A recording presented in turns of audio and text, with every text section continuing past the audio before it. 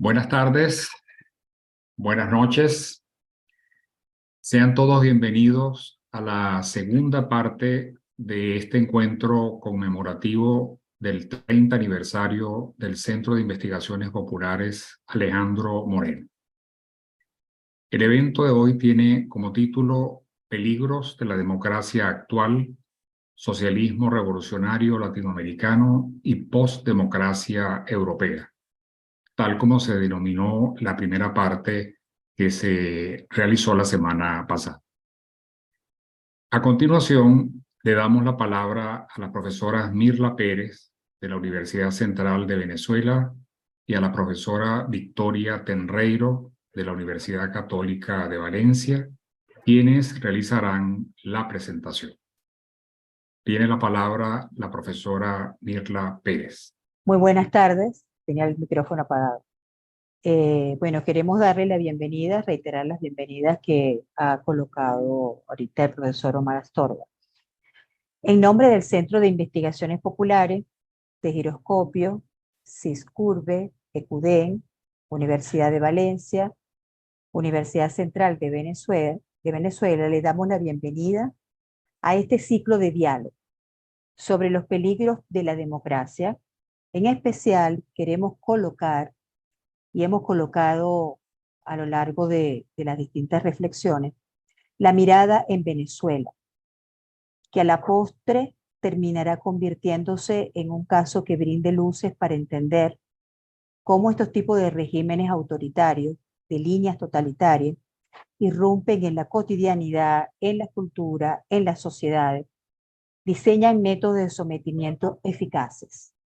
Se valen de la incredulidad, de la incapacidad de los pueblos para pensar el mal, de modo que buscan desestructurar y eliminar el modo tradicional de convivir. Aprovechamos para compartir con ustedes la alegría de haber cumplido, en el caso del Centro de Investigaciones Populares, 30 años de historia, que lo celebramos el miércoles de la semana pasada, en medio de un sistema autoritario o de este sistema autoritario. Hemos logrado mantenernos en pie. Nacimos como institución en democracia y llevamos 3 décadas transitando un camino que nos ha llevado siempre al reconocimiento de la otredad y distinción del mundo de vida popular venezolano, que ha sido siempre nuestra línea de estudio, o sea, mirar hacia el otro lugar. Entonces, bueno, estamos muy contentos de compartir este espacio. La verdad es que ha sido muy prometedor, muy rico. Ha sido para nosotros como centro de investigaciones una primera experiencia de coordinar un espacio como este, de diálogo muy abierto, muy franco sobre este tema tan específico y, digamos, tan determinante para muchos pueblos. Entonces estamos muy contentos. Queremos darle un pequeñito reconocimiento a la señora Net de la Konrad Adenauer, que nos acompaña en esta tarde, y por supuesto a todos los que hoy están con nosotros. Entonces, bueno, muchas gracias y bienvenidos. Y buenas tardes a todos. Yo igualmente les doy la bienvenida como parte del ECUDEM de la Universidad Católica de Valencia, y en nombre de su directora, la profesora Tamar Chouali, quien a pesar de no haber podido acompañarnos, ha brindado su apoyo irrestricto para la organización de este evento. Igualmente, aprovecho de agradecer una vez más el patrocinio de Giroscopio a través de los profesores Gabriel Morales y Omar Astorga, quien además hoy modera el evento, y de CISCUVE a través del profesor Enrique Ali González. También contamos hoy con el apoyo de la Unión Europea a través de los proyectos de investigación que servirán de marco para la intervención del profesor Antonio Barr. Es para nosotros un honor poder hacer referencia a un equipo tan amplio, variado y de tanta calidad. Quisiera recordar el tema que nos reúne y que titula el evento, ¿no? Los peligros de la democracia actual, socialismo revolucionario latinoamericano y posdemocracia europea. Estamos en un proceso de erosión democrática en el mundo occidental. Es posible afirmar que detrás de las revoluciones de apariencia democrática se ocultan lógicas totalitarias. Hay forma de identificar los signos de esos procesos de apariencia democrática que terminan erosionando la propia democracia? ¿Esto puede ocurrir en cualquier país? Preguntas como estas nos llevaron a organizar el encuentro. Tal como sugería yo la semana pasada, se trata de un tema que llama a la responsabilidad de cualquier ciudadano, pero sobre todo de quienes hemos tenido la vivencia directa de la destrucción progresiva de la democracia y además hemos decidido de un modo u otro pensar sobre ello. Es el caso de lo sucedido en Venezuela, donde acontecimientos que hace unos años fueron interpretados por muchos, dentro y fuera del país, como simples devaneos de un líder populista y carismático, hoy son signos claros de procesos de erosión democrática que forman parte de un proyecto político. Pero es necesario enfatizar que no siempre fueron vistos de esa manera. La revolución bolivariana fue y sigue siendo atractiva para muchos en todas las latitudes. Por lo tanto, la reflexión sigue siendo necesaria y urgente. La erosión democrática parece estar expandiéndose. Y ante ese riesgo real, el ciudadano de a pie se mueve entre la incredulidad de un sistema que luce sólido, blindado, y el temor y el reto de enfrentar la cruda realidad, que indica que cualquier país efectivamente puede perder la democracia si no la promueve y la protege. Profundizar y comprender sobre estas inquietudes y posibilidades es uno de los objetivos de hoy. Gracias por estar aquí para que pensemos juntos nuevamente sobre esto y, por supuesto, bienvenidos una vez más. Muchas gracias. Bueno, muchas gracias a la profesora Mirla Pérez, a la profesora Victoria Tenreiro. Bueno, seguidamente vamos a escuchar a nuestros conferencistas invitados, el doctor Miguel Ángel Martínez Meucci y el doctor Antonio Vara Sendón. La dinámica del evento será la siguiente. Los conferencistas invitados dispondrán de 20 minutos para su presentación. Al final de las dos conferencias tendremos un lapso de aproximadamente 25 minutos para el diálogo a través de preguntas de los participantes. Las preguntas serán por escrito y para ello pueden hacer uso del chat que aparece en la plataforma. Me permito presentar brevemente a nuestro primer invitado, el profesor Miguel Ángel Martínez Meucci. El profesor Miguel Ángel Martínez, doctor en conflicto político y procesos de pacificación por la Universidad Complutense de Madrid, licenciado y magíster en ciencias políticas por la Universidad Central de Venezuela y la Universidad Simón Bolívar. En Venezuela ha sido profesor investigador en las universidades Simón Bolívar, Metropolitana y Católica Andrés Bello. Ha sido profesor asociado y coordinador de la maestría y el doctorado en ciencia política de la Universidad Simón Bolívar. Igualmente, profesor contratado y asistente en la Universidad Austral de Chile. Consultor independiente y colaborador de distintas fundaciones y tanques de pensamiento.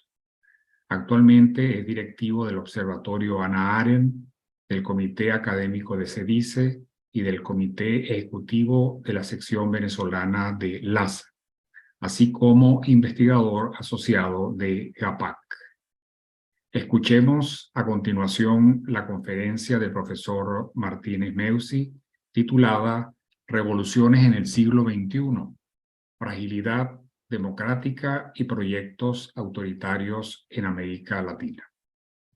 Adelante, profesor. Gracias al profesor Omar Astorga por moderar esta sesión.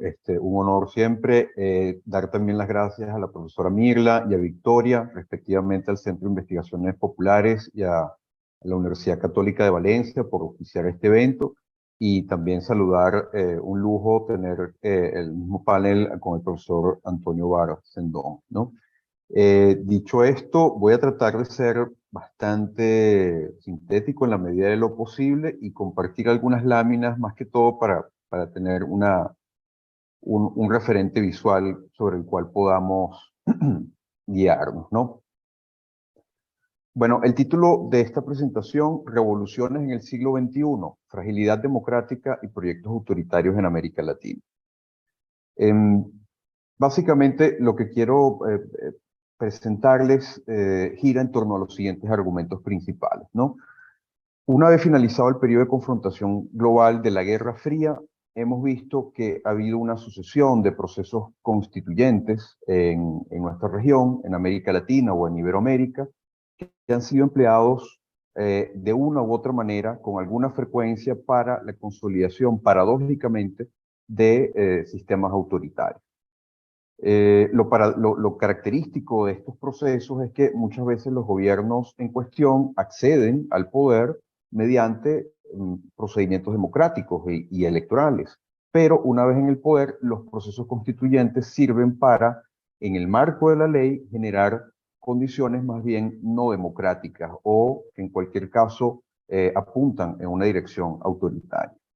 Y esto generalmente sucede porque alguna mayoría circunstancial que se ha consolidado a través de un procedimiento democrático, no obstante, termina dando lugar a una situación en donde, al desmontar los controles y los contrapesos del poder y al menoscabar el régimen de libertades individuales, pues terminan dando origen a sistemas menos democráticos, más autoritarios.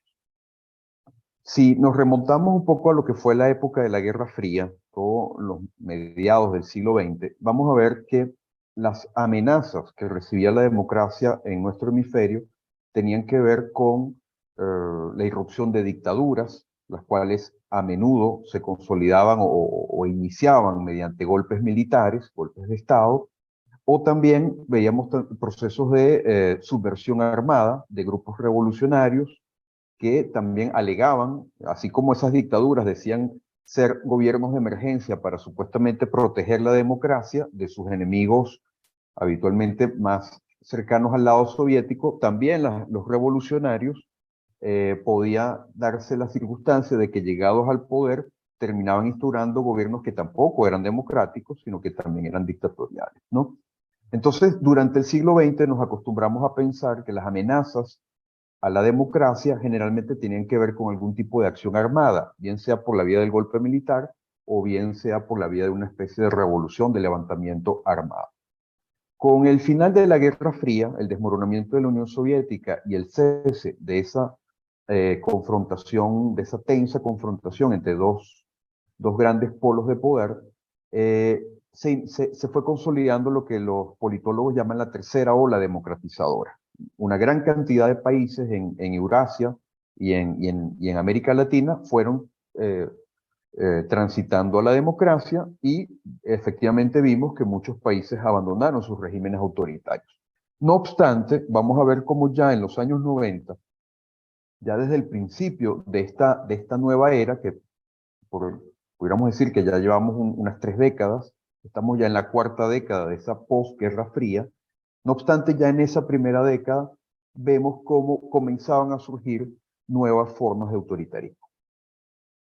Vemos que en medio de un proceso de liberalización y de democratización, las privatizaciones que se fueron desarrollando en buena parte del continente y la reducción del tamaño del Estado, pues también dieron origen a situaciones polémicas. Y esas situaciones polémicas pues fueron dando origen a su vez a diversas formas de reacción política, con apoyo popular generalmente, pero no siempre tendiendo hacia la consolidación de la democracia, ¿no? Vemos que, por ejemplo, es una época en la cual, bueno, Fidel Castro ya no estaba vestido de verde militar, ya se ponía un traje, se arreglaba la barba, iba a buscar fondos en Europa, en Canadá y en Estados Unidos incluso, la búsqueda, digamos, de una apertura económica. Esa era la connotación que parecía imprimirse a los nuevos tiempos. En Colombia se da un proceso constituyente muy importante en el marco de la desmovilización de fuerzas subversivas como el M-19. Y bueno, el proceso constituyente de Colombia, hay un cierto consenso en que fue bastante positivo para ese país. Un país que tenía una constitución que ya tenía más de un siglo de vigencia.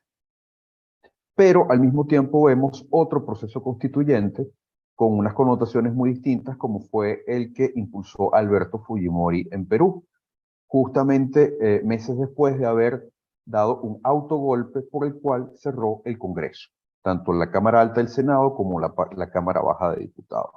El nuevo diseño constitucional al marco enmarcado dentro de ese proceso constituyente dio origen a un Congreso unicameral que era mucho más manejable para una persona como Fujimori, que tenía una gran popularidad, pero que también era autoritario a todas luces.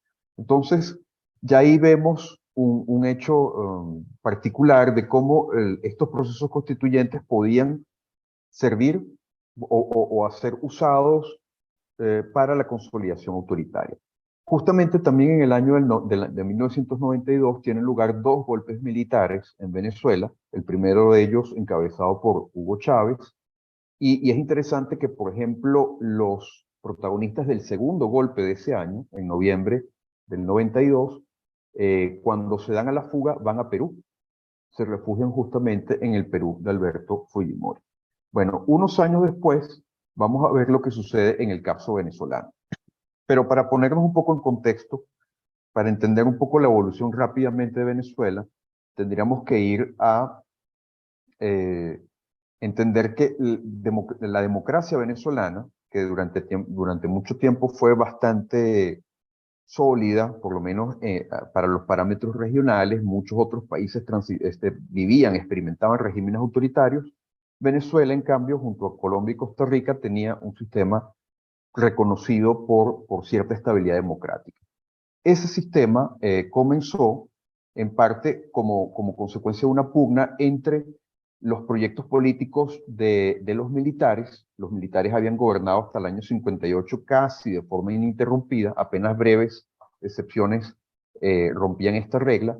Veíamos también que había un proyecto político de la izquierda revolucionaria bastante afín, sobre todo después del año 59, a la dirección de la Unión Soviética, y teníamos los partidos liberales, socialcristianos y socialdemócratas, los partidos esencialmente democráticos, que pugnaban, luchaban para tratar de consolidar un sistema, vamos a decir, de una democracia moderna representativa. Esas fuerzas políticas, a través del llamado Pacto de Punto Fijo, van a dar origen a un periodo que diversos historiadores llaman la República Civil. O sea, por primera vez se consolida en Venezuela, a lo largo de varias décadas, un sistema democrático en donde los militares no son, los hombres de fuerza no son los que están en control de la situación. Esto se va a prolongar durante unos 40 años, básicamente hasta el año 99. ¿Y qué es lo que vemos cuando analizamos esto en perspectiva histórica? ¿Qué sucede a partir del año 99? Que esos dos procesos, esos dos proyectos políticos que habían quedado fuera de los pactos de gobernabilidad que dieron origen a la transición a la democracia en el año 58, que eran el proyecto militar y el proyecto de la izquierda revolucionaria, paradójicamente se van a unir, van a trabajar conjuntamente para generar un nuevo régimen político, que asimismo siempre se calificó de revolucionario.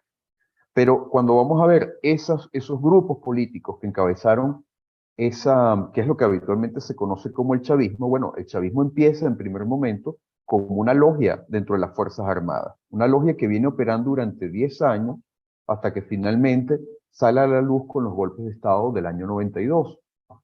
Luego digamos, de que estos efectivos militares, pues, primero pasan por la cárcel, luego su caso es sobreseído y deciden convertirse en un movimiento político. Perdón, aquí no está en el orden adecuado. Sí, bueno, en pocas palabras, después del 94 hasta el 2004, esa siguiente década, se convierten en una fuerza política que gana las elecciones y que al calor de esa nueva mayoría, que estaba aparte de los partidos políticos tradicionales, deciden hacer un proceso constituyente. Pero si atendemos a los principales índices de la democracia, vamos a ver cómo ese proceso constituyente va justamente a habilitar la posibilidad de un régimen cada vez menos liberal y cada vez más autoritario.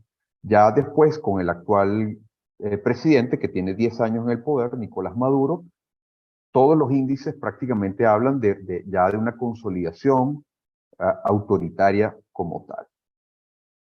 Vemos entonces que lo que hemos visto en la Venezuela en las últimas 3 décadas, 4 décadas, es un progresivo deterioro de las circunstancias, de la democracia en general, y un tránsito hacia una situación cada vez más autoritaria. Ahora, lo interesante es ver que esto fue posible justamente a través de un proceso constituyente. Un proceso constituyente en donde no vamos a profundizar demasiado, prometí al inicio ser bastante sintético, pero si hemos de examinar algunos de los cambios fundamentales, no los que, digamos, quedan bien de cara a la galería, no los derechos que hasta cierto punto era fácil garantizar, nuevos derechos, etcétera, sino aquellos que tienen que ver con lo que en inglés se llama los checks and balances, ¿no? Los contrapesos entre las ramas del poder público que impiden que ningún poder se convierta en una fuerza monopólica, por decirlo así. Vamos a ver que, por ejemplo, sobre el papel, la nueva Constitución garantizaba más división de poderes, porque hay 5 ramas del poder público en Venezuela, no las habituales 3 ramas. En la práctica, no obstante, el legislativo nombra a otras tres ramas, como es el judicial, el electoral y el poder ciudadano. Entonces, esto es lo que nos estaba, y además tenemos un régimen unicameral, a diferencia del régimen bicameral que existía antes. Aquí vemos una suerte de similitud con las reformas que se hicieron bajo Alberto Fujimori en la Constitución peruana. El régimen unicameral que permitía que una mayoría circunstancial, una mayoría simple, pudiera entonces controlar prácticamente todos los poderes. Se eliminó el Senado y como para hacer una especie de sustituto que no tiene demasiada entidad política, se creó el Consejo Federal de Gobierno, en la práctica bastante inoperante. Se nombró un vicepresidente, pero es un vicepresidente que nombra el propio presidente, con lo cual no hay demasiado balance de poder en este sentido. De un periodo presidencial de 5 años sin posibilidad de reelección inmediata, se pasó a un periodo de 6 años con la posibilidad de una reelección inmediata, que luego con el referéndum del 2009 se hizo la posibilidad de una reelección indefinida. Los ascensos militares dejó de ser una competencia del Congreso para ser una competencia del presidente de la República, lo cual obviamente le da un enorme poder, y como para maquillar un poco todo esto, se creó la posibilidad de un referéndum revocatorio, que en la práctica, no obstante, hemos visto que es sumamente complicado. Bueno, al calor, me he detenido en el proceso venezolano, porque es el que conocemos mejor, el que puedo explicar con mayor detalle, pero es importante ver cómo al calor del proceso venezolano, los procesos constituyentes de Bolivia y de Ecuador siguieron una ola parecida, ¿no? En Ecuador, por ejemplo, también se consolidó un parlamento unicameral.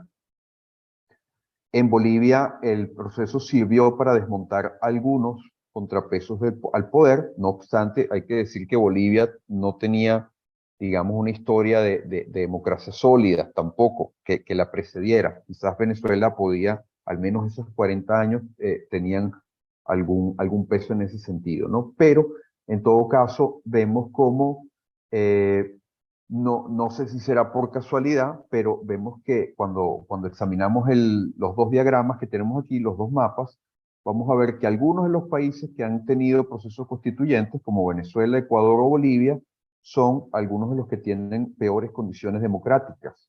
Hoy en día, según diversos índices como la unidad de análisis de The Economist o el BDM, ¿no? Que son algunos de los indicadores más importantes, ¿no? Y tenemos el caso de Chile que también entró de alguna manera en la mecánica de los procesos constituyentes, pero que ha tenido unas particularidades importantes, ¿no? Voy a mencionar muy rápidamente algunas similitudes curiosas entre Chile y Venezuela en el momento en el que empiezan crisis importantes en ambos países. En Venezuela, por ejemplo, la crisis política que va a poner en jaque a la democracia consolidada a través del Pacto de Punto Fijo, va a entrar en crisis a partir de 1989, que es el año en que existe el Caracazo, aquel gran estallido social, 30 años después de haberse transitado a la democracia. Bueno, es curioso que también en Chile, 30 años después de transitar a la democracia, se produce un estallido social, ¿no? Por el descontento con una democracia a la cual también se había llegado mediante una transición política. Es curioso también que ambos países tenían el segundo mayor PIB de la región. Ambos países estaban por iniciar la elección directa de sus gobernadores regionales ese año o al año siguiente. Justamente en países que estaban en términos regionales teniendo momentos parecidos, ahí empiezan crisis contra un sistema político con partidos muy fuertes, a los cuales que habían protagonizado una transición a la democracia pactada, y toda esa crisis se va a ir complicando hasta dar origen a un descontento que se canaliza mediante procesos constituyentes, ¿no? No me voy a detener demasiado en estas similitudes que son realmente llamativas entre ambos países, pero lo cierto es que hay una serie de cosas parecidas entre los dos países como elementos que dan origen a una crisis política que conduce a un proceso constituyente. Y en el caso chileno, me voy a detener porque es quizás uno que está siguiendo una evolución distinta. En el caso de Chile, el anhelo por una nueva constitución tenía ya mucho tiempo, no fue una idea nueva, estaba motivada en el hecho de que la constitución vigente, la de 1980, había sido impuesta por la dictadura de Augusto Pinochet, a pesar de que durante la democracia, durante los 30 años de democracia, se han realizado más de 100 reformas a la constitución que la han ido haciendo mucho más democrática. Sin embargo, todavía persistía el relato acerca de los enclaves autoritarios en la Constitución chilena. Y también existía entonces el reclamo de convertir a Chile de un Estado subsidiario, como había sido consagrado por la Constitución del 80, en un Estado social. Bueno, todos esos reclamos largamente realizados por una buena parte de la sociedad y del sistema político encuentran la oportunidad para viabilizarse en la práctica con el estallido social de octubre del 2019. Bueno, como ustedes saben, eso fue un proceso bastante importante donde se creó una convención constitucional o asamblea constituyente, pero lo paradójico de todo esto es que el nuevo borrador de constitución, que tenía que ser aprobado en un plebiscito de salida en septiembre del año pasado, fue rechazado por la población. Quizás porque la experiencia de los procesos constituyentes en otros países de Sudamérica es conocida, es propia de países que no tienen democracias demasiado estables y por el funcionamiento de los pesos y contrapesos de la democracia chilena.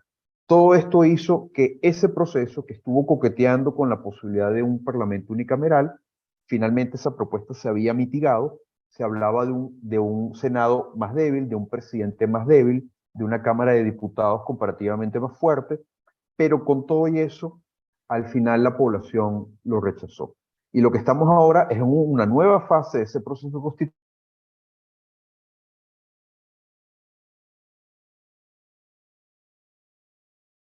más centrado y no tiene visos de apuntar hacia el mal que hemos visto en otros procesos similares, que tiene que ver justamente con el hecho de que una mayoría simple pueda tener un poder monopólico y, por lo tanto, consolidar un proyecto autoritario. Y bueno, ya la última lámina, para ir cerrando, si hacemos esta especie de diagrama en donde vemos, por un lado, en el eje vertical, el nivel de vigencia de un orden constitucional, y vemos en el eje horizontal el nivel de movilización o de movilización popular o ciudadana, podemos imaginar un poco una tipología de los regímenes democráticos o autoritarios, ¿no? Vemos que, por ejemplo, la principal diferencia entre los autoritarismos clásicos y los totalitarismos tiene que ver con cuál es el nivel de movilización que imprimen a la población, ¿no? Vemos, en cambio, que las democracias liberales tienen un nivel importante de participación, de movilización ciudadana, pero en el marco de un orden constitucional plenamente consolidado. Y los regímenes híbridos se llaman híbridos justamente porque son una situación relativamente intermedia. Bueno, estos procesos constituyentes que hemos visto en buena parte de Sudamérica tienden, pudiéramos decir, a ubicarse más o menos en esta posición. Una posición en donde los contrapesos característicos de una democracia liberal tienden a rebajarse, tienden a consolidarse estos regímenes al calor de una fuerte movilización popular que, no obstante, no da pie a regímenes, digamos, más democráticos, por lo menos desde los parámetros de una democracia moderna, liberal, representativa. Y por lo tanto, no es casualidad que tiendan a derivar en regímenes híbridos. Si vemos, por ejemplo, la evolución de los últimos 5 años, quizás en Venezuela, pudiéramos decir que ha habido un movimiento en donde ha habido cada vez menos movilización popular, pudiéramos incluso ir mucho más a la izquierda en este diagrama, pero vemos que se está perdiendo algo que para Chávez era fundamental, que era mantener al pueblo movilizado de manera constante. Si vemos el otro caso muy distinto de Chile, pudiéramos decir que Chile ha tratado de evolucionar o de ir hacia un poco una idea más parecida a una democracia popular, pero justamente la decisión del electorado ha puesto un límite en este sentido. De tal manera que todavía Chile, lo más probable es incluso que se regrese hacia una posición de democracia liberal, haciendo que el proceso constituyente sea, digamos, se mantenga dentro de esos parámetros. Bueno, lo dejamos hasta aquí para no extendernos demasiado y muchas gracias por su atención. Vamos a escuchar a continuación la conferencia del profesor Antonio Vara Sendón, titulada El Estado de Derecho en la Unión Europea y su protección en momentos de crisis. Voy a leer brevemente una presentación del profesor Sendón. Es catedrático de Derecho Constitucional y catedrático Jean Monnet ad personam de Derecho y Política de la Unión Europea, profesor emérito en la Facultad de Derecho de la Universidad de Valencia, España. Es autor de 11 libros y más de 100 trabajos publicados en libros y revistas académicas en castellano, inglés, francés, italiano y catalán. Ha sido investigador y profesor invitado en prestigiosos centros académicos, como la Universidad de Harvard, Estados Unidos, la Universidad de Cambridge, Reino Unido, el Instituto de Estudios Europeos en Bélgica, la Universidad de Maastricht, Países Bajos, o la Universidad Hebrea en Israel. Como consultor, ha trabajado en numerosos proyectos para el Gobierno de España, la Unión Europea y el Consejo de Europa, en el Oriente Medio, en los Balcanes y en el Oriente de Europa. Actualmente es miembro del Ilustre Colegio de Abogados de Valencia, de la Asociación de Constitucionalistas de España y también del Team Europe de la Comisión Europea. En este momento está inmerso en 2 proyectos de investigación sobre el Estado de Derecho en Europa, financiados por el Gobierno de España y por el Gobierno de la Comunidad Autónoma de Valencia. Tiene la palabra el profesor Antonio. Pues muy buenas tardes o buenas noches a todos ustedes. Es para mí un extraordinario placer estar aquí. Muchas gracias, profesor Astorga, por su amable presentación. Y desde luego quisiera dar las gracias también al Centro de Investigaciones Populares Alejandro Moreno por invitarme a participar en este acto, a Mirla Pérez, que nos acompaña, y también a Victoria Tenreiro, miembro de ECUDEM de la Universidad Católica de Valencia, que es con quien he tenido un contacto más estrecho a efectos de esta participación. A todos les agradezco muchísimo que hayan querido contar conmigo y espero no defraudar sus expectativas. Yo quisiera comenzar por decir que mi presentación va a ser un poquito más, no sé si más aburrida, pero más formal, porque después de todo soy constitucionalista, soy un abogado y quizá no alcance el nivel de brillantez y entretenimiento que ha tenido la la conferencia de mi colega Miguel Martínez, que me ha gustado mucho, por cierto, y de la que he aprendido un montón.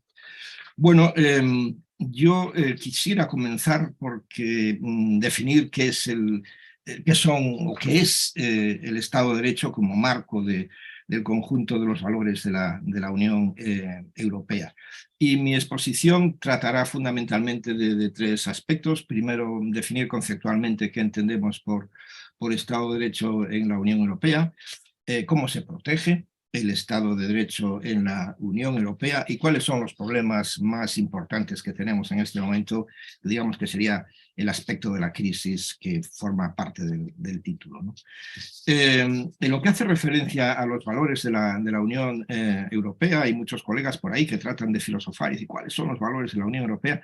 La verdad es que esto es mucho más simple y concreto, están definidos en términos jurídicos en el artículo 2 del Tratado de la Unión Europea, que dice: la Unión se fundamenta en los valores de respeto de la dignidad humana, libertad, democracia, igualdad, Estado de Derecho y respeto de los derechos humanos, incluidos los derechos de las personas pertenecientes a minorías.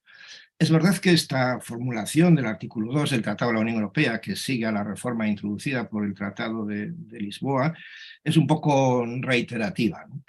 Y bastaba con decir se respetan los derechos fundamentales y la democracia y ya está, pero el constituyente, el elaborador de los tratados, quiso ser específico y prefirió ser reiterativo diciendo esto es en lo que creemos específicamente, porque lo que iba a venir después y lo que ya empezó a venir un poco antes, realmente hacía muy necesario que esto se fijase de esa manera tan precisa. Es verdad que estos valores que la Unión Europea se atribuye a sí misma en el artículo 2 del Tratado de la Unión Europea, también se los atribuye a sí misma en lo que es el conjunto de las relaciones internacionales que la Unión Europea va a asumir con otros estados. Y así el artículo 21 del Tratado de la Unión Europea dice también: la acción de la Unión en la escena internacional se basará en los principios que han inspirado su creación, desarrollo y ampliación, y que pretende fomentar en el resto del mundo: la democracia, el Estado de Derecho, la universalidad e indivisibilidad de los derechos humanos y de las libertades fundamentales, el respeto de la dignidad humana y los principios de igualdad y subsidiariedad, y el respeto de los principios de la Carta de las Naciones Unidas y del derecho internacional. La dicción del artículo 21 da la sensación de que la Unión Europea pretende imponer estos valores en los demás. En realidad, lo que es que la Unión Europea trata de imponérselos a sí misma en el control de las relaciones que va a establecer con otros países, ¿no? Estos valores son fundamentales, son decisivos, porque no son simplemente, digamos, una afirmación nominalística, sino que es lo que permite, digamos, entrar a un Estado miembro en la Unión Europea. El cumplimiento, la aceptación de estos valores, y no solamente la aceptación de los mismos, sino el compromiso de promover estos valores. Y así el artículo 49 dice: cualquier Estado europeo que respete los valores mencionados en el artículo 2 y se comprometa a promoverlos, podrá solicitar el ingreso como miembro en la Unión Europea. Y de hecho, cuando vamos a ver cuáles son los objetivos que la Unión Europea persigue, para qué se ha constituido la Unión Europea, en el artículo 3, el apartado primero, se dice textualmente: la promoción de la paz. Efectivamente, la Unión Europea surge como de un conflicto, y para evitar que nuevos conflictos similares surjan entre los pueblos, entre los estados formantes de la Unión Europea, dice: la promoción de la paz, sus valores y el bienestar de sus pueblos. Por lo tanto, la afirmación de los valores de la Unión Europea está constante a lo largo del tratado. El problema que nos planteamos es cómo se protegen estos valores y cómo pasamos, digamos, de la dicción puramente jurídica a la realidad, ¿no? Pues bien, en el tratado también de la Unión Europea se establecen, por decirlo así, tres tipos de mecanismos de protección de los derechos.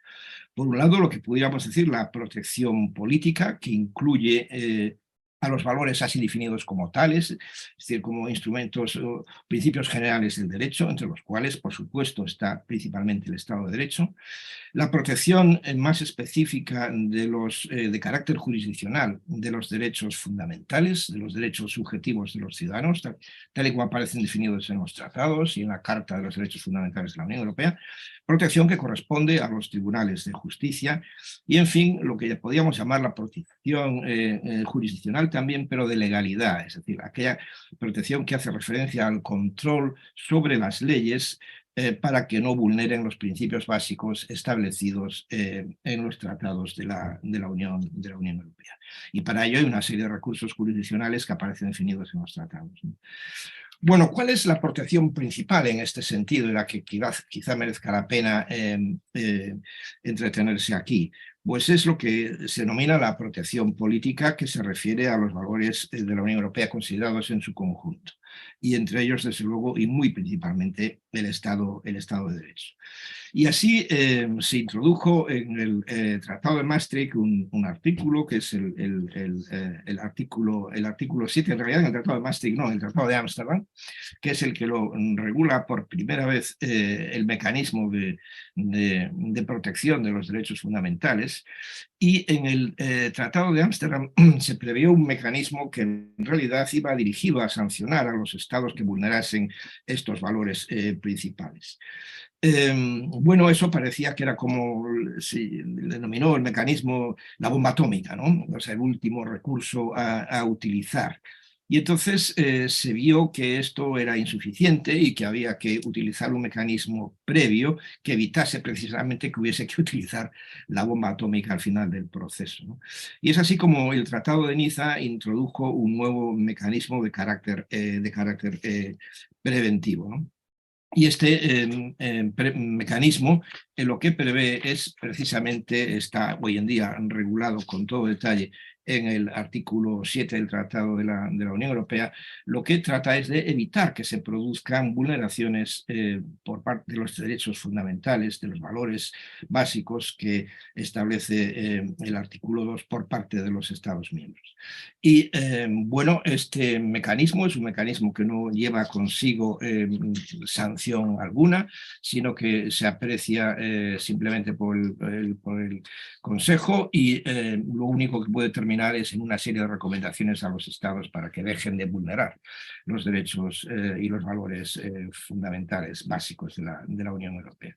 El mecanismo de sanción se establece para cuando haya digamos una violación permanente, grave y permanente de estos valores. Y entonces aquí ya sí que hay, digamos, la posibilidad de una sanción grave al Estado que cometa esa vulneración grave y permanente de los valores esenciales de la Unión Europea. El problema es que para apreciar si se produce o no la necesidad de utilizar ese mecanismo, tiene que actuar el Consejo Europeo y el Consejo Europeo tiene que actuar por unanimidad. Si el Consejo por unanimidad aprecia que se ha producido esa vulneración, entonces sí, ya después vendría el Consejo e impondría la sanción por mayoría cualificada. El problema es, claro, que se necesita que el Consejo Europeo, que para quienes no nos conocen muy bien la Unión Europea y no saben lo que eso significa, el Consejo Europeo viene a ser el jefe del Estado de la Unión Europea. Es una institución formada por los 27 jefes de Estado o primeros ministros de la Unión Europea y realiza un poco esa función directora general, es la cima de la pirámide institucional de la Unión Europea.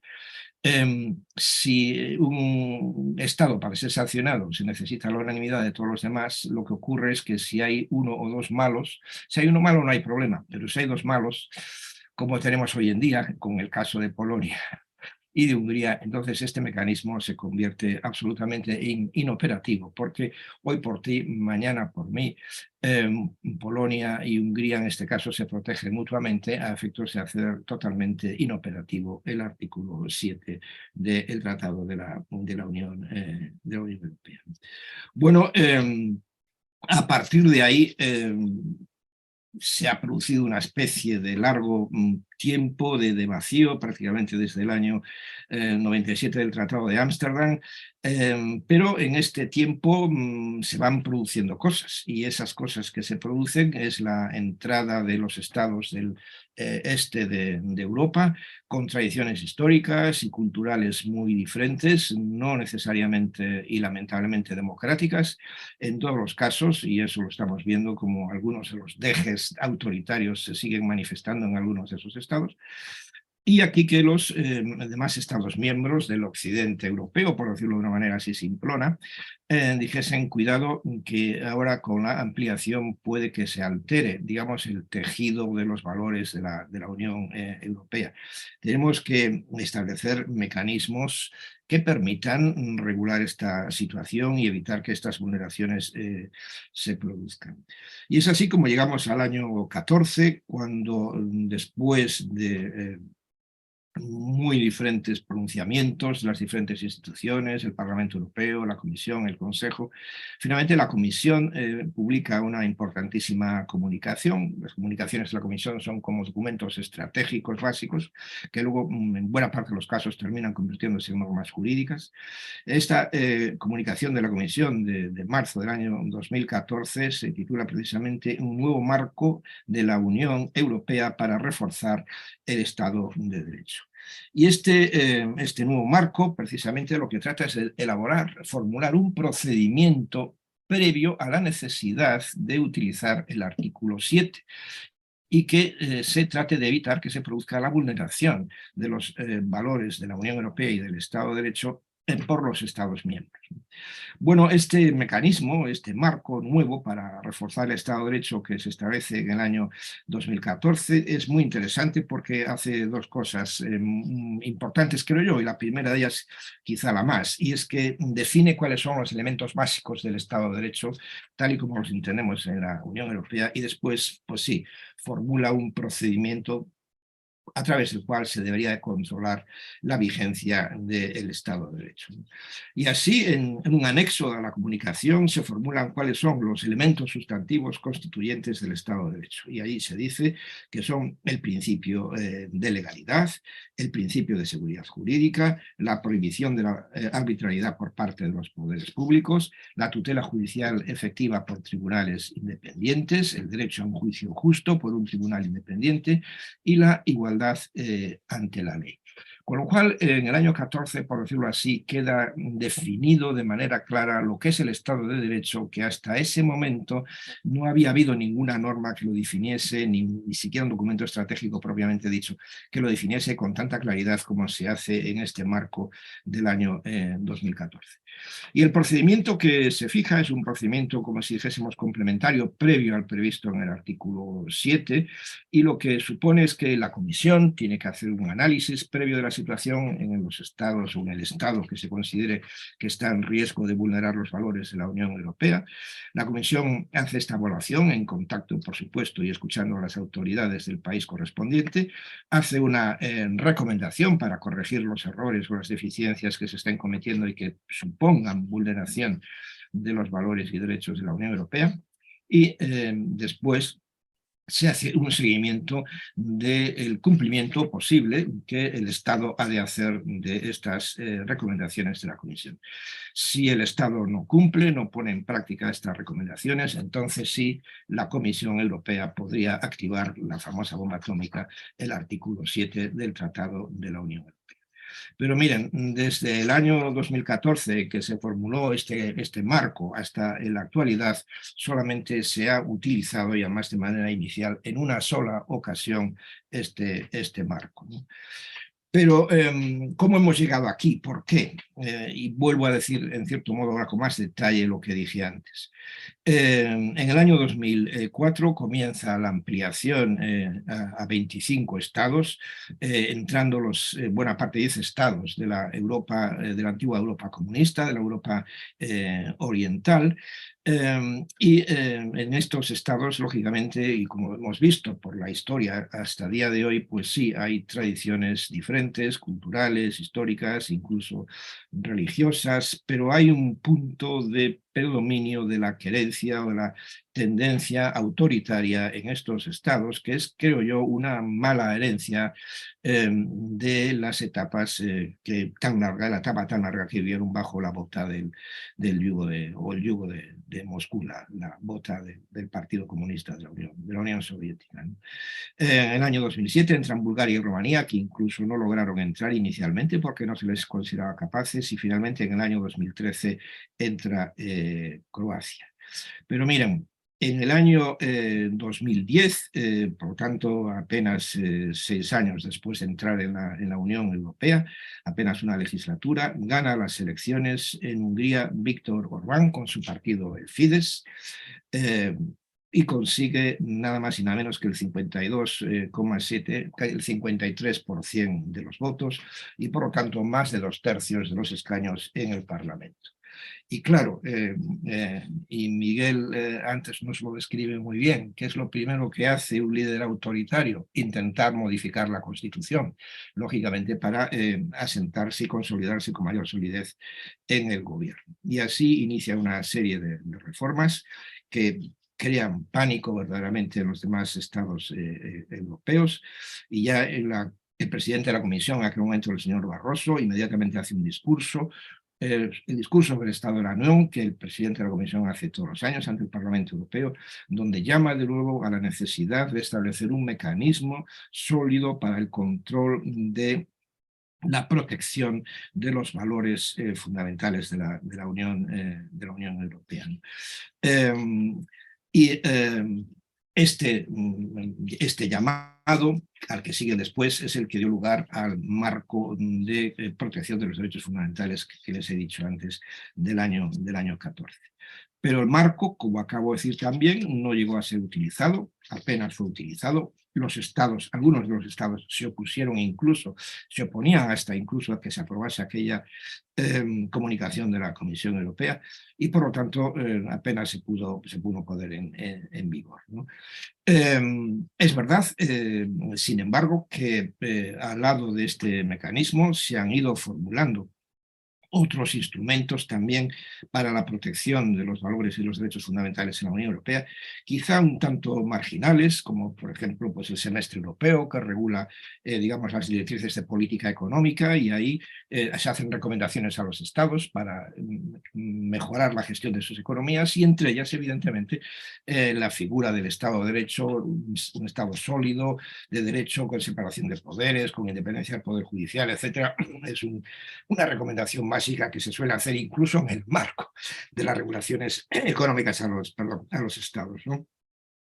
En fin, la propia utilización de los fondos estructurales, que son fondos básicos para el desarrollo regional en Europa, llevan consigo también recomendaciones en esta línea para el Estado de Derecho. Y finalmente, en desarrollo de esto y de los fondos, en el año 20 se elaboró lo que se llama el mecanismo de condicionalidad, con un reglamento vinculante que permite sancionar a los estados que vulneren los valores fundamentales de la Unión Europea. Bueno, este mecanismo lleva consigo poco después a la formulación de lo que hoy en día está ya vigente, que es el mecanismo de los informes anuales sobre el Estado de Derecho. Un mecanismo que permite analizar todos los años cómo va la evolución del Estado de Derecho en los estados, y esto se hace en base a 4 pilares fundamentales, que son cómo funcionan los sistemas judiciales en esos países, la lucha contra la corrupción, cómo es regulada esta por la justicia penal, los mecanismos que existen al respecto, la libertad y el pluralismo de los medios de comunicación, por lo tanto la independencia de los mismos, la transparencia en la propiedad de los mismos, y en fin, otras instituciones, otros aspectos institucionales, como las posibles reformas constitucionales, el control de constitucionalidad de las leyes en los Estados miembros, en fin, la inclusibilidad del proceso legislativo y la calidad del mismo, o la prevención en contra del uso excesivo de los procesos legislativos, ¿no? Y este es un problema grave, muy grave que tenemos en España, donde el actual gobierno en apenas 5 años ha utilizado más de 140 veces el decreto ley, que es un modo de aprobar leyes de urgencia prácticamente sin el control del Parlamento, ¿no? Lo cual es algo muy grave que va en contra precisamente de las previsiones de la Unión Europea. Hasta el presente se han elaborado 3 informes anuales, en el año 20, en el año 21, en el último, el 22, en julio, y ahí se establecen también recomendaciones específicas para cada uno de los estados miembros, ¿no? Bueno, yo diría que con estos mecanismos, o frente a estos mecanismos, que son realmente débiles, creo que lo acabo de describir con cierta claridad, tenemos problemas, sin embargo, que son muy graves, ¿no? Y bueno, los problemas no están necesariamente en países que de alguna u otra manera pues vulneran algunos aspectos pequeñitos de estas exigencias del Estado de Derecho, como sería por ejemplo el caso de España, en lo que hace referencia a la utilización del decreto excesiva, el decreto ley, en lo que hace referencia al nombramiento del Consejo General del Poder Judicial, que no se acaban de poner de acuerdo las fuerzas mayoritarias, o incluso en el nombramiento de magistrados para el Tribunal Constitucional, donde el gobierno actual se ha despachado últimamente con el nombramiento de 2 amigos del señor Sánchez, lo cual es absolutamente, desde mi punto de vista, inadecuado e improcedente. Pero el problema no está ahí. Estos serían, digamos, problemas pequeños, peccata minutia, ¿no? El problema realmente lo tenemos en Hungría y en Polonia, ¿no? Y lo tenemos en Hungría porque desde el año 10, en que Viktor Orbán y su partido Fidesz gana por primera vez las elecciones, ha ido repitiendo las mayorías aplastantes en el 14, en el 18 y en el 22, mayorías que son del 44, del 49 y la última en el 22 incluso del 54% de los votos, ¿no? Claro, con esas mayorías, pues en el voto se traduce de mayorías parlamentarias todavía mucho más grandes, de 2/3, ¿no? Que permiten a un aprendiz de autoritario o heredero de dictadura, como es el señor Víctor Orbán, creador, por otra parte, del concepto de la democracia iliberal, que ahora mucha gente utiliza y no sabe ni siquiera de dónde viene el término, ¿no? Que le permiten a este señor gobernar precisamente de una manera iliberal, de una manera contraria a los principios básicos de la democracia, ¿no? El problema de Hungría es grave porque no es solo que haya incumplido los valores y los derechos fundamentales en muchas de las normativas que se han ido elaborando en tema de inmigración, refugiados, asilo, transparencia de las organizaciones, leyes en contra de la libertad universitaria, etcétera, etcétera, sino que incluso últimamente el señor Orbán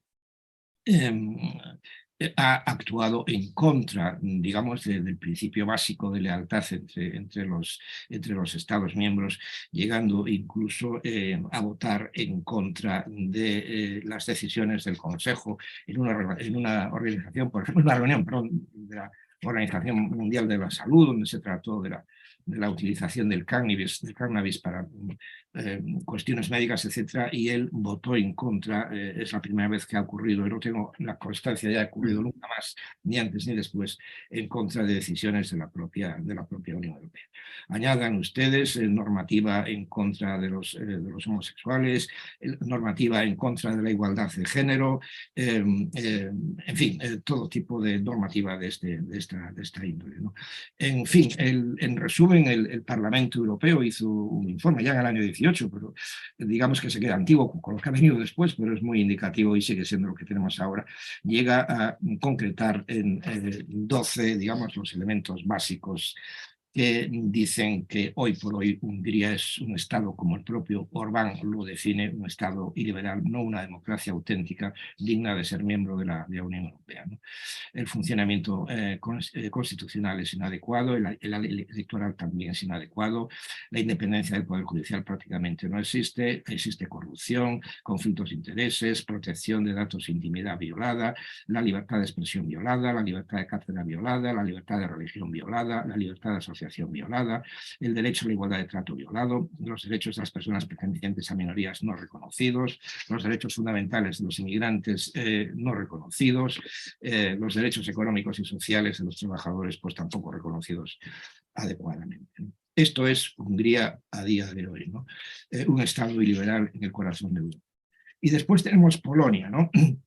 Lo de Polonia es una cosa parecida, pero no exactamente igual. Para servirme y no extenderme demasiado antes de que el profesor Omar me llame la atención. El problema que tenemos en Hungría es un régimen de extrema derecha religioso. El régimen de Hungría es un régimen de extrema derecha laico. Esa es la gran diferencia. Por lo tanto, son otras las preocupaciones que dominan en Polonia. Pero el problema es que en la práctica las vulneraciones de los derechos fundamentales y del Estado de Derecho siguen siendo las mismas, ¿no? El problema más grave, y podía hacer un repaso de nuevo, pero quizá lo que dije para Hungría podía servir para Polonia, más mal que bien. Quizá lo más llamativo en el caso de Hungría, que es el colmo, la gota que ha hecho rebosar el vaso, es que el propio Tribunal Constitucional ha dicho que en aquellos casos, el Tribunal Constitucional de Polonia, ha dicho que en aquellos casos en los que la ley polaca está en contra de la legislación europea, incluso los propios tratados, pues que se fastidie la legislación europea y los tratados porque para ellos la ley polaca está por encima de la ley europea. Claro, esto vulnera el principio básico sobre el que se asienta, el pilar fundamental sobre el que se asienta la Unión Europea, que es el principio de supremacía del derecho de la Unión Europea sobre el derecho de los Estados miembros, ¿no? Y si nosotros aceptamos esto, pues se acabó la Unión Europea. La Comisión Europea, por supuesto, ha presentado el recurso pertinente contra estas decisiones y ha iniciado un proceso de sanción contra Polonia por los incumplimientos del derecho europeo por parte de su tribunal. Estamos en una etapa de crisis, como decíamos al inicio, y el problema que se me preguntará inmediatamente por qué la Unión Europea no es más contundente contra estos estados. Bueno, los recursos que tenemos son pocos, no son muchos, los acabo de describir. En primer lugar, en la Unión Europea un estado se puede ir cuando quiera, pero sin embargo no se le puede echar. Cuando se estableció el artículo 50 del Tratado de la Unión Europea, que prevé la salida de un Estado de la Unión Europea, en aquel momento, introducido por la reforma del Tratado de Lisboa, en aquel momento algunos pensábamos que sí, vale, de acuerdo, yo creo que no está bien, porque la Unión Europea es un proyecto de por sí limitado en sustancia y por tanto prever la salida del mismo supone negarlo en sustancia, ¿no? Pero si eso es así y prevemos la posibilidad de la salida de un Estado de la Unión Europea, ¿por qué no prever también la expulsión de un Estado de la Unión Europea en el caso de que incumpla precisamente esos valores y derechos tal y como estaban reconocidos en el artículo 49? Y sin embargo, lamentablemente no se introdujo, eso no es así. Y ahora tenemos además un problema añadido, que es la guerra de Ucrania, y algunos de estos países, como desde luego ocurre con Polonia, están en primera línea de fuego y además muy combatientes y muy pro democracia, muy pro Ucrania y dispuestos a dar armas y medios, todos los que sean necesarios para ayudar a Ucrania. A diferencia, sin embargo, de lo que ocurre con Hungría, que es un fiel aliado de Putin y prefiere negociar a espaldas de la Unión Europea los suministros de gas y de petróleo con el señor Putin, una vez más dando una manifestación clara de deslealtad con respecto a la Unión Europea y a los demás Estados miembros.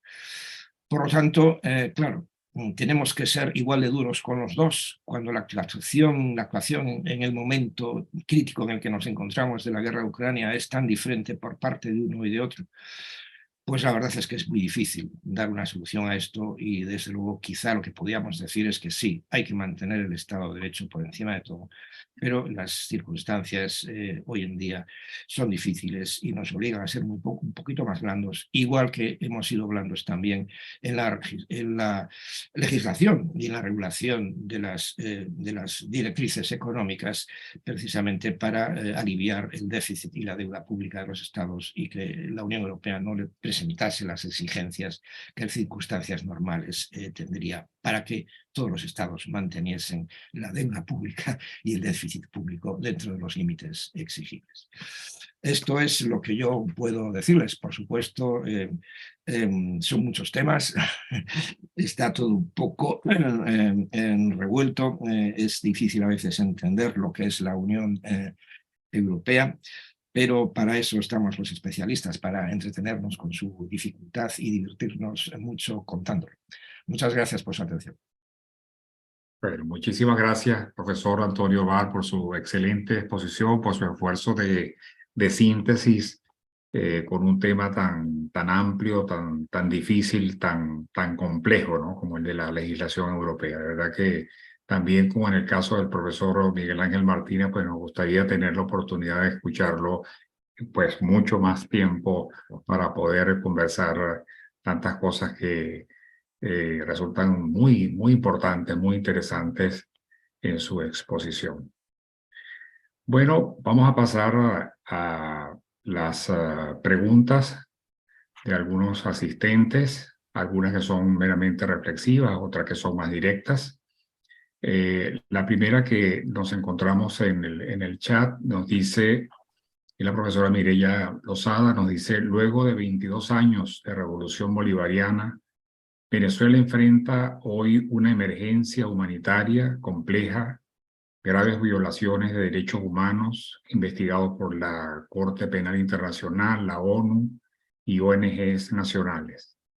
Necesidad de evaluar el rol jugado por el rentismo petrolero en un modelo populista autoritario, clientelar y militar que ha socavado la democracia y el impacto de la polarización como efectivo mecanismo de control social y político, así como el rol jugado por la política, espectáculo y desinstitucionalización en tiempos de posverdad. Imagino que va dirigida específicamente al profesor Miguel Ángel. Bueno, muchas gracias por la pregunta, la profesora Lozada. Claro, el problema es que Venezuela, la catástrofe que se vive en Venezuela, gestada durante estas últimas 2 décadas, es tan grande que obviamente esto no se puede ver a una única causa. Son muchos elementos que están ahí involucrados, ¿no? Cada uno de los que señala, pues merece ser analizado en profundidad, ¿no? La política como espectáculo, el rentismo petrolero, pudiéramos hablar de las dinámicas incluso cleptocráticas, ¿no? Hay toda una polémica dentro de la ciencia política acerca de si el concepto de cleptocracia tiene o no fundamento como para ser empleado o es un concepto muy jabonoso, muy resbaloso, ¿no? Pero son muchos los elementos que están ahí involucrados. Aquí, digamos, yo intenté centrarme en una sola cosa, que es el problema que han representado los procesos constituyentes como válvula que abre justamente la posibilidad a que al perder los contrapesos de poder, pues se impone una voluntad omnímoda. En otros casos, yo diría que, por ejemplo, el caso de Bolivia ha sido registrado con todo lo que significa su deriva iliberal, pero creo que ha habido más contrapesos que en el caso venezolano. Y creo que tampoco el manejo en Bolivia ha llegado a los niveles de calamidad a los que se ha llegado en Venezuela, ¿no? Quizás cabría decir un poco lo mismo del caso de Ecuador. Digamos, hay siempre un problema con las generalizaciones. Yo creo que a veces justamente las ciencias sociales, dependiendo de los enfoques, yo lo digo por el ámbito de la ciencia política, se hace quizás demasiado énfasis en la búsqueda de generalizaciones, y en la práctica hay que ver también lo particular de cada caso. Ahora, digamos, sin duda, todos los factores mencionados han tenido un peso. Cada uno de ellos merecería, digamos, un comentario en profundidad, y lo difícil en el caso venezolano es que son muchos factores muy importantes, todos trabajando en conjunto, o sea, u operando de forma conjunta para llevarnos hasta donde estamos en este momento. Muy bien, tenemos otra pregunta para el profesor Miguel Ángel Martínez. ¿Podría referirse a los casos de Brasil y Estados Unidos semejantes en algunos aspectos políticos clave a pesar de sus diferencias históricas? Bueno, en el caso de Estados Unidos y Brasil, Lo primero, con respecto al tema de la presentación, es que ellos no han experimentado procesos constituyentes como tales.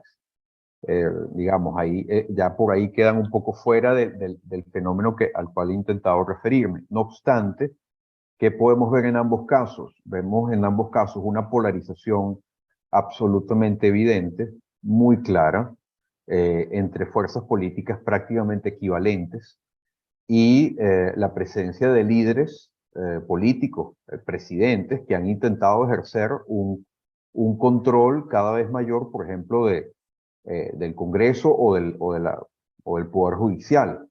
No obstante, en ambos casos hay que señalar también que justamente los contrapesos constitucionales, a pesar de las crisis y de las presiones recibidas de todo tipo, sin embargo, han logrado, digamos, mantener el cauce de cierta institucionalidad. Esto quizás incluso podríamos decirlo para países como Argentina, con todo el desastre también que están viviendo desde el punto de vista económico, etcétera. No obstante, no hemos visto que en el plano estrictamente constitucional se haya instrumentalizado un cambio general por la ley o de forma legal de estos mecanismos. Hay muchísimas presiones, hay muchísimas formas de afectar la independencia del Poder Judicial, y bueno, eso es evidente, ¿no? Pero no se ha llegado a lo que yo veo particularmente grave del mecanismo constituyente, que es que el mecanismo constituyente rehace la Constitución y por lo tanto cambia todo el sistema de equilibrio, y en el proceso de hacerlo se cambian muchas formas de funcionamiento de los diversos poderes del Estado, de las ramas del poder público. Y eso indudablemente abre las posibilidades para un ejercicio muy despótico, pero con una gran apariencia de democracia. Yo creo que ahí hay ahí está, digamos, el aspecto característico particular de lo que significa la vía constituyente como una forma de consolidación de sistemas autoritarios. Tenemos otra pregunta que yo creo que puede ser contestada por los dos o uno de los conferencistas. Dice, en estos sistemas políticos no democráticos, cuando usan los mecanismos democráticos para alcanzar sus fines y no lo logran por el rechazo popular, no termina allí su proyecto, sino por el contrario lo han llevado a cabo bien sea fácticamente o inventando cualquier artilugio jurídico inconstitucional sin que se pueda evitar su continuidad. Es inevitable pasar por todo ese proceso sin ver un fin a corto plazo o mediano plazo de estos regímenes. No se le puede reconocer antes de lograr la destrucción de la democracia y la dominación de la sociedad. Yo diría, claro, en primer lugar, que en Europa no se han producido ese tipo de fenómeno, tal y como se describe exactamente en la pregunta. Sí hay, digamos, intentos, en cierto modo, de lo que el propio, efectivamente, Víctor Orbán en Hungría llama régimen iliberal. Pero él no habla de un sistema totalitario o un sistema no democrático. Él sigue defendiendo que su sistema es un sistema democrático adaptado a las exigencias de la sociedad húngara del momento, que requieren ser atendidas a través de mecanismos ágiles de gestión de la vida pública que a veces llevan a no mantenerse dentro de los cánones o de los cauces estrictos de la democracia liberal, entendiendo por ello pues eso, el respeto a los derechos fundamentales, el respeto del Estado de Derecho, etc., ¿no? Y por eso él ha enfocado su reforma fundamentalmente a través del último mecanismo básico de control de la democracia, que en las democracias occidentales y europeas desde luego es el control jurisdiccional, ¿no? Control jurisdiccional que en algunos casos se lleva a través de los los tribunales constitucionales, el control directo de la constitucionalidad de las leyes, o a veces el control difuso por los tribunales ordinarios, ¿no? Tenemos ahora un fenómeno curioso que no es propiamente parte de la Unión Europea, pero que en muchos aspectos juega en la Liga Europea, que es el fenómeno Israel, ¿no? Donde se está produciendo un tenebroso, realmente peligrosísimo procedimiento o proceso de desmontaje de un Estado democrático y un Estado democrático de derecho que se ha venido creando desde los años 80 y fundamentalmente desde los años 90 a través de lo que el juez presidente en su momento del Tribunal Supremo, Barak, llamaba la revolución constitucional, ¿no? El señor Netanyahu, primer ministro de Israel en este momento, lo que está haciendo es una auténtica contrarreforma constitucional, por tanto, diciendo las palabras del juez Barak, y está siguiendo en buena línea las directrices que está marcando desde Europa Víctor Orbán con su democracia iliberal, porque el argumento es el mismo. Tenemos que hacer que Israel sea mucho más eficaz, que afronte de una manera más eficiente los retos que asume la sociedad israelí en el momento, y para ello tenemos que deshacernos de algunos de estos mecanismos de control que nos encorsetan, que atan nuestras manos y nos dejan actuar. Y el objetivo principal y primero, desde luego, es siempre el Poder Judicial. Y lo que tratan de hacer es precisamente desmontar y privar al Tribunal Supremo de toda capacidad de control de la legislación, de la constitucionalidad de la legislación y de la legalidad de las decisiones del gobierno, ¿no? Pero tampoco el señor Netanyahu dice que lo que quiere hacer es una dictadura. Lo que dicen es siempre que quieren hacer una democracia más eficaz, una democracia iliberal en los términos de Orbán. Bien. Tenemos otra pregunta. Dice: a cualquiera de los ponentes, escuchándolos, emerge claramente esa especie de relación problemática entre la participación, el consenso y la protección de la democracia. ¿Cómo explicarían esta relación creo que antes, que dice que ante la idea común que asume la educación de que a mayor participación, mayor democracia? ¿Habría que transformar esa premisa? ¿Qué implica esto en la educación de la ciudadanía? No, gracias, Miguel. Yo diría que no es una cuestión de más participación, menos participación, más democracia, menos democracia. La participación absoluta 100% no existe en un sistema democrático y representativo, y es frecuente, y lo acabamos de ver por la intervención del profesor Martínez en Latinoamérica, como precisamente los regímenes autoritarios y totalitarios han utilizado la movilización, al menos en algún momento del proceso, la movilización popular para establecer sus regímenes, ¿no? ¿Qué es lo que han hecho? Pues lo que han hecho es alterar, romper los cimientos de la democracia representativa. Yo creo que la democracia liberal básica, la democracia de verdad, se basa en los principios representativos. Es decir, los ciudadanos eligen a representantes que son los que gobiernan, y luego lo que tienen que haber son mecanismos estrictos de control de la actuación de esos gobernantes fijados en la Constitución, a través de mecanismos del control judicial, etcétera, etcétera. Lo que no puede nunca es sustituirse la representación por la participación directa, porque lo que llevamos es precisamente con eso es al populismo destructivo de las bases de la democracia, ¿no? Yo creo que la participación tiene que existir, pero ha de ser un complemento de la democracia representativa, no un sustituto de la misma.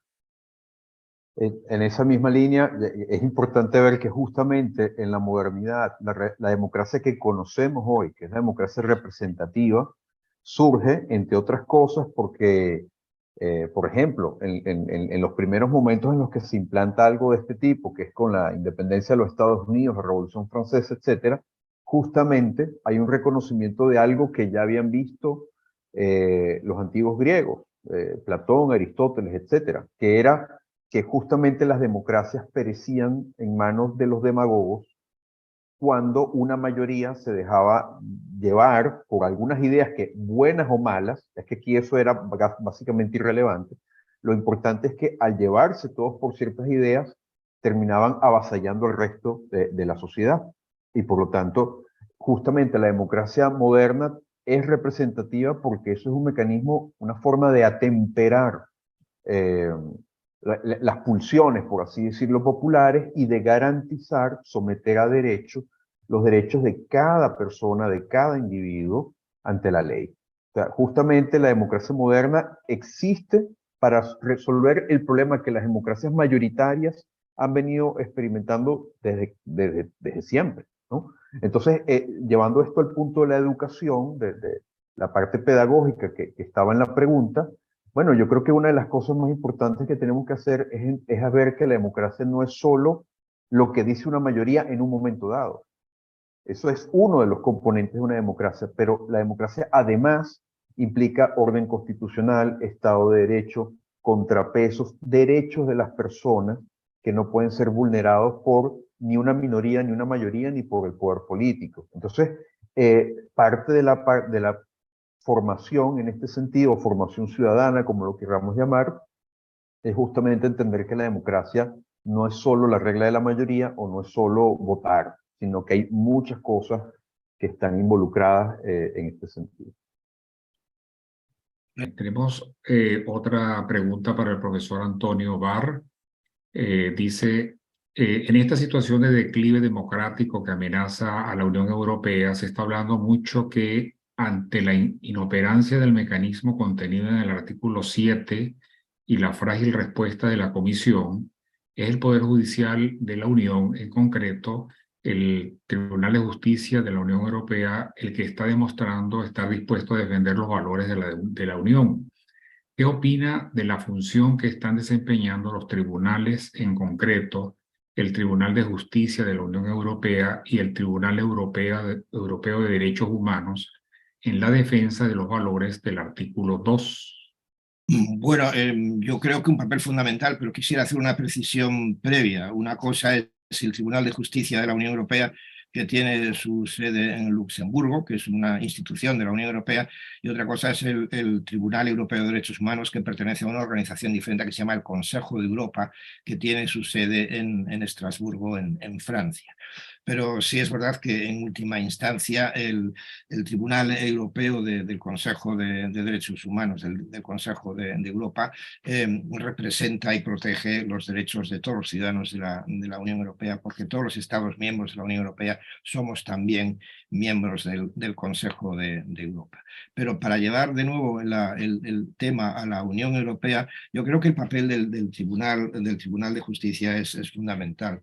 Lo ha sido a lo largo de toda la historia de la Unión Europea, porque gracias a su jurisprudencia constructiva se ha ido construyendo la propia Unión Europea. Los mismos derechos fundamentales, los que aquí estamos hablando, y los valores superiores de la Unión Europea han sido afirmados por la jurisprudencia del Tribunal de Justicia como principios generales del derecho antes de formar parte de normas jurídicas concretas, y el tribunal ya los aplicaba por su propia cuenta. Pero también hay que tener en cuenta que el tribunal, después de todo, es un tribunal y actúa a instancias de parte. Yo no creo que la Comisión Europea sea tan débil como se dice. La Comisión Europea tiene un papel, pero es verdad que tiene un papel limitado por su capacidad de actuación fijada por los tratados y, desde luego, por el peso enorme que tienen los estados en el seno del Consejo, ¿no?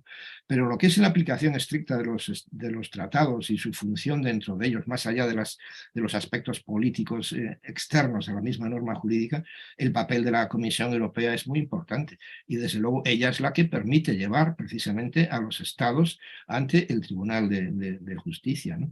Y en el caso de Polonia es muy claro, ella es la que ha denunciado al Tribunal Constitucional de Polonia ante el Tribunal de Justicia. Ella es la que ha denunciado también digamos, a toda la normativa del gobierno de Polonia, que ha llevado precisamente a utilizar un mecanismo de control de los jueces y a través de un sistema incluso de sanciones para los jueces que se desvíen de las normativas o de digamos, de la visión, de la cosmovisión que tiene el gobierno conservador de Polonia, ¿no? Por lo tanto, sí, el papel del Tribunal de Justicia de la Unión Europea es fundamental en el mantenimiento del Estado de Derecho en la Unión Europea y en el mantenimiento de la Unión Europea en sí misma, como un todo, y desde luego también el papel del Tribunal de Derechos Humanos de Estrasburgo es fundamental también en el mantenimiento de la Carta de los Derechos del Convenio de Roma, que se llama en la Carta de los Derechos Fundamentales de los Ciudadanos Europeos, que tenemos ahí el último recurso para que nos proteja, incluso cuando no obtenemos satisfacción y protección en los tribunales constitucionales o en los tribunales ordinarios nacionales.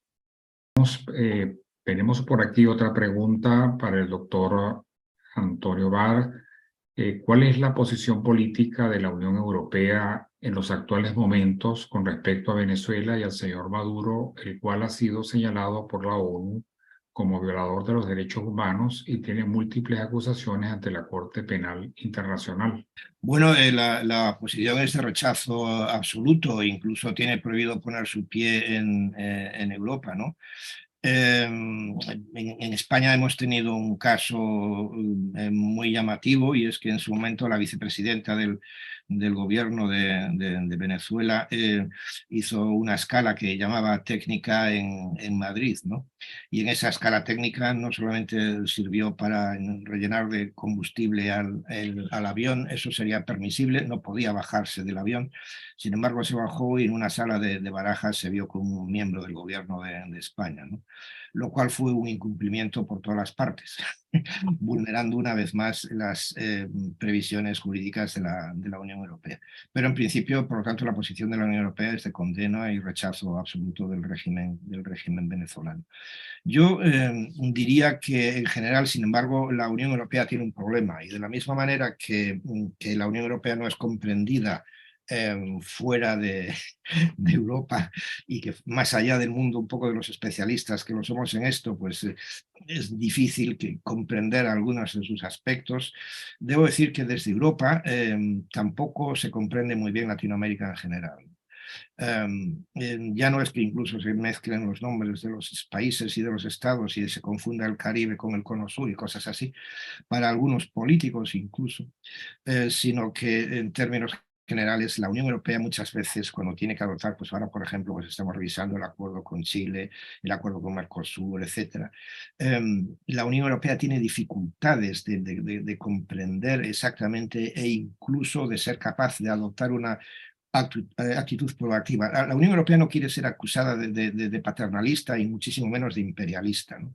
Y de imponer ni siquiera sus valores, aunque estos sean la libertad, la democracia, la dignidad del ser humano, que yo creo que esto no es imponérselos a nadie, esto es simplemente decirle, mira, esto es lo que hay, esto es lo que queremos, y además no es que sea bueno para nosotros, es que sería muy bueno para ti también. Pero la Unión Europea tiene miedo que eso, que se le considere invasora, imperialista, bueno, y de hecho así son las críticas que se le hacen con alta frecuencia, y por eso muchas veces actúa, creo yo, con excesiva timidez en su relación, muy en concreto, con los países latinoamericanos, en vez de adoptar, digamos, la actitud, diríamos, del compañero, ese que te pone el brazo sobre el hombro y dice, ven conmigo, vamos por aquí, y no a empujones, sino vamos a caminar los dos juntos por la misma senda. Yo creo que la Unión Europea lo tiene que hacer. La Unión Europea está perdiendo enormes oportunidades económicas, políticas y de todo tipo en Latinoamérica, y está siendo sustituida por un país que no es muy distinguible por su democracia y creencia en los valores democráticos, como es China, ¿no? Y esto es muy peligroso para Latinoamérica, es muy peligroso, por lo tanto, también para la Unión Europea. Y bueno, una última pregunta por razones de tiempo. También entiendo que dirigida al profesor Antonio Barr. Dice, ¿no siente o piensa la Unión Europea amenazada sus democracias ante sus vecinos chinos y rusos? Bueno, ante el vecino ruso, por supuesto, porque nos han amenazado incluso con poner una bomba atómica, eso está claro, ¿no? Claro, lo que Putin no se da cuenta es que el potencial económico y el potencial militar de la Unión Europea puesto en conjunto, el problema es que no estamos muy bien avenidos, y a veces tenemos cosas pues como Hungría que va por un lado, Polonia por otro, etcétera, pero todos juntos, puestos nuestros recursos militares y económicos, prácticamente duplicamos al de Rusia, ¿no? O sea que Rusia, evidentemente, para ganar a Europa tendría que efectivamente apretar el botoncito sobre la bomba atómica, porque en lo que sería la guerra convencional no podría pasar de la frontera ni siquiera, ¿no? Pero, en fin, no es el caso, no tenemos por qué ponernos en esos términos. Sí tenemos esa amenaza ahí, tenemos que ser conscientes de ella. pero de verdad no tenemos temor. Lo que sí tenemos es preocupación, porque nos gustaría vivir en un sistema de paz. La Unión Europea surge para establecer la paz, consiguió la paz entre todos sus Estados miembros, y la Unión Europea quisiera tener un entorno también de paz, una política de vecindad pacífica con los demás países, ¿no? Y en su momento lo tuvo con Rusia, y Rusia incluso, es que la gente muchas veces es que no lo sabe, es que Rusia tenía una oficina en la sede de la OTAN en Bruselas, y había un contacto tan directo que hasta estaban sentados allí. Yo recuerdo una de mis visitas, cuando yo trabajaba para la Unión Europea en ese momento, en una de mis múltiples visitas a Bruselas, visité la OTAN, aunque la OTAN no es propiamente la Unión Europea, pero tenía que pasarme por allí, y de repente me vi uniformes, uno o dos soldados generales, rusos por allí, distinguibles por esa enorme gorra que llevan, etcétera, y yo le pregunté al que venía conmigo: Dios mío, ¿nos han invadido los rusos ya? Y dice: no, no, no, es que están aquí, tenemos diálogo con ellos. Estoy hablando de los años 90, de los felices 90. Después han cambiado muchas cosas. Y el conflicto con China es diferente. El conflicto con China es un conflicto fundamentalmente económico, no es un conflicto militar, es diferente de lo de Rusia. Rusia también tenía el componente económico, el gas, el petróleo, etcétera, pero en fin, eso ya lo hemos liquidado. Ya no tenemos gas ni prácticamente ni petróleo de Rusia, y nadie se ha muerto. Hemos pasado el invierno, no pasa nada. Pero lo de China es diferente, porque China es una potencia económica, ya lo es muy grande, todavía lo está en ascenso. Su pretensión es sustituir en el mundo a los Estados Unidos. Creo que le queda mucho tiempo para conseguirlo, pero de todas maneras es algo que la Unión Europea tiene que tener en cuenta también. Yo creo que nuestras relaciones con China tienen que ser las mejores posibles. Yo soy de los partidarios de no aislar a China, de sentarse con China en la mesa, y si además China quiere hacer un papel de mediador en el conflicto de Rusia, mi opinión es que bienvenida seas China, vamos a sentarnos y vamos a hablar, aunque la propuesta que nos estás haciendo ahora no nos guste nada. Si nos sentamos y hablamos, igual la podemos mejorar. Por lo tanto, yo creo que la posición es diferente con respecto a China y con respecto a Rusia. Rusia hoy en día es un enemigo, y un enemigo militar, que está haciendo la guerra a un país aliado que quiere ser miembro de la Unión Europea. Y China es simplemente un competidor económico. Muy bien. Bueno, reiteramos nuestro agradecimiento al doctor Miguel Ángel Martínez Meucci y al doctor Antonio Vaz Sendón por sus excelentes ponencias y por habernos acompañado en la realización de este evento. Muchísimas gracias. Muchísimas gracias, ha sido un placer estar aquí. Igualmente, muchas gracias. Le damos la palabra a la doctora Mirla Pérez, quien se encargará de cerrar el evento. Que ha sido un encuentro muy importante.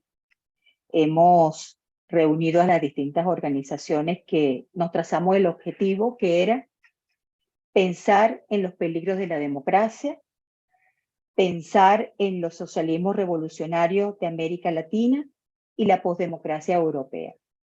Ante eso es imposible hacer ahorita una síntesis o un resumen, nada de eso.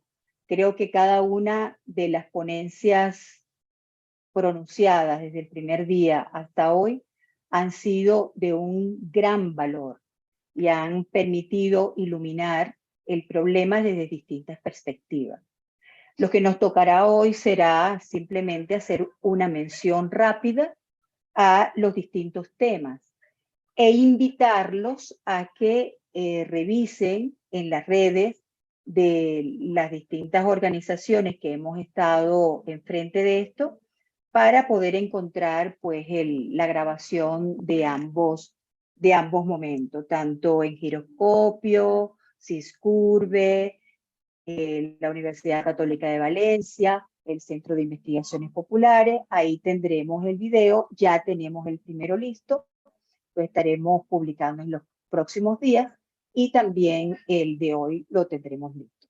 Entonces, simplemente como una síntesis, sin ser síntesis, simplemente nombrar los temas que fuimos tratando, porque esto es demasiado rico, demasiado extenso. Comenzamos con el Estado totalitario al modo comunal, que ese fue el caso venezolano. Luego, la segunda ponencia del primer día, el día 15 de marzo, Manual para destruir a una sociedad e impedir la democracia, caso iberoamericano, en voz del doctor Enrique Alí González. Estuvo fue un desarrollo de un tema bastante interesante, lo tendremos allí grabado. Hoy, evidentemente, con la participación del doctor Miguel Martínez Meucci, siempre muy agradable escucharle la profundidad del planteamiento analizando estos temas.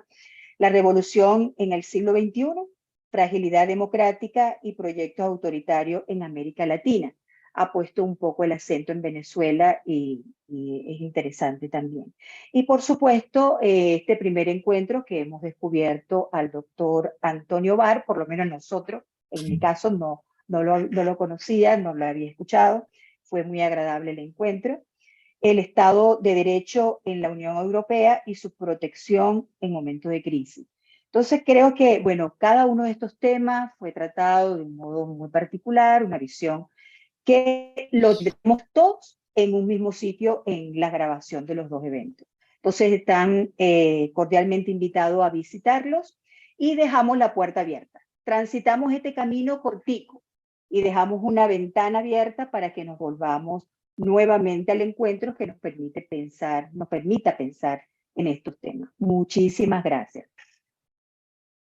Pero muchas gracias a la profesora Mirla Pérez por el recuento que nos ha hecho del evento que se ha realizado a propósito del aniversario de los 30 años del Centro de Investigaciones Populares Alejandro Moreno. Le reiteramos nuestro agradecimiento a todos nuestros invitados y a las instituciones que hicieron posible este encuentro. Buenas tardes, buenas noches. Que estén muy bien. Buenas noches. Hasta